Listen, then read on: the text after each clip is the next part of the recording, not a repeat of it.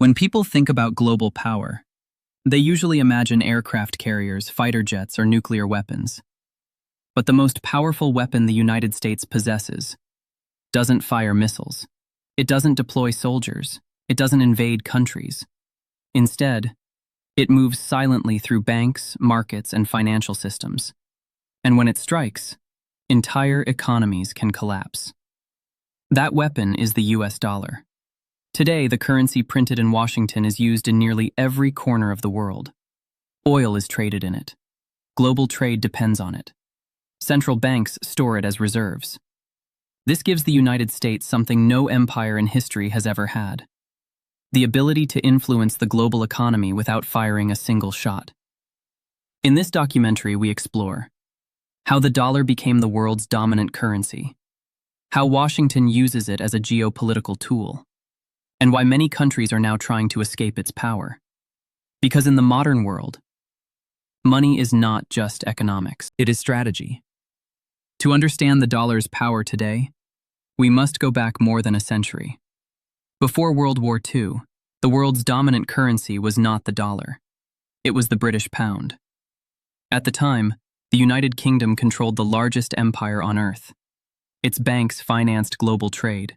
Its navy protected shipping routes, and its currency dominated international finance. But the world wars changed everything. Europe's economies were devastated. Meanwhile, one country emerged stronger than ever: the United States. By the end of World War II, America controlled half of the world's industrial production and most of the world's gold reserves. This economic dominance set the stage for one of the most important financial agreements in history. In 1944, leaders from dozens of countries gathered in New Hampshire at a conference known as the Bretton Woods Conference. The goal was simple: create a stable global financial system after the chaos of war. The agreement created a new monetary order. Currencies would be linked to the US dollar, and the dollar itself would be backed by gold. This meant one thing: the dollar became the center of the global financial system. Countries needed dollars for trade. Central banks stored dollars as reserves, and American financial institutions became the heart of global finance. But this system would not last forever. In the early 1970s, the global financial system faced a crisis. The United States could no longer maintain the gold-backed dollar. So in 1971, President Richard Nixon ended the gold standard. Many believed the dollar would collapse. But instead, something unexpected happened. The United States built a new system: the petrodollar. Through agreements with major oil producers like Saudi Arabia, oil began to be traded almost entirely in dollars. This meant any country that needed oil needed dollars. And since oil powers the global economy, the dollar remained the center of world trade. Today, the dollar dominates global finance in several ways. Most international trade is priced in dollars.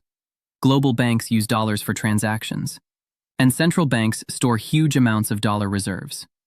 This gives Washington enormous influence, because the global financial system is deeply connected to American institutions. Major financial networks pass through US banks. International transactions often rely on American infrastructure. This means the United States has a powerful tool: financial sanctions. Instead of sending troops, Washington can isolate countries economically. Sanctions can block nations from the global financial system. When this happens, banks stop doing business with them. Trade becomes difficult, investment disappears, and economic pressure builds. Countries like Iran and Russia have experienced these sanctions. Their access to global finance was restricted, and their economies faced major challenges. This strategy allows the United States to project power globally, without direct military conflict. Because the dollar is so powerful, some nations see it as a geopolitical risk. If a country depends heavily on dollar transactions, it becomes vulnerable to American pressure. This is why some governments are exploring alternatives. For example, China has been expanding the international use of its currency. Other countries have discussed trading oil in different currencies. Some central banks are also increasing their gold reserves.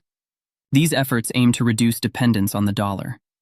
But replacing it is extremely difficult, because the dollar's power comes from multiple factors: economic strength, financial markets, political stability, global trust. Together, these create a system that is hard to replicate. Throughout history, dominant currencies eventually lose their position. The Dutch guilder faded. The British pound declined. So some analysts ask, could the dollar face the same fate? Possibly. But such transitions take decades. And today, the United States still controls the world's largest financial markets. Investors trust American institutions. Global trade networks depend on dollar liquidity. This makes the dollar incredibly resilient. Even countries that challenge U.S. power often still rely on it. The future of global power may not be decided only by military strength. It may also be decided by financial systems, digital currencies, economic alliances, new trade networks. All of these could reshape global finance. But for now, the dollar remains the most powerful economic weapon ever created. It allows the United States to influence global politics without firing a single shot. And in a world where wars are becoming more expensive and dangerous, that power may be more valuable than any army. If you want more deep geopolitical analysis like this, subscribe to AmeriScope, because in the next documentary we will explore why the South China Sea could trigger the next global war, and how the struggle for power in Asia may reshape the entire world.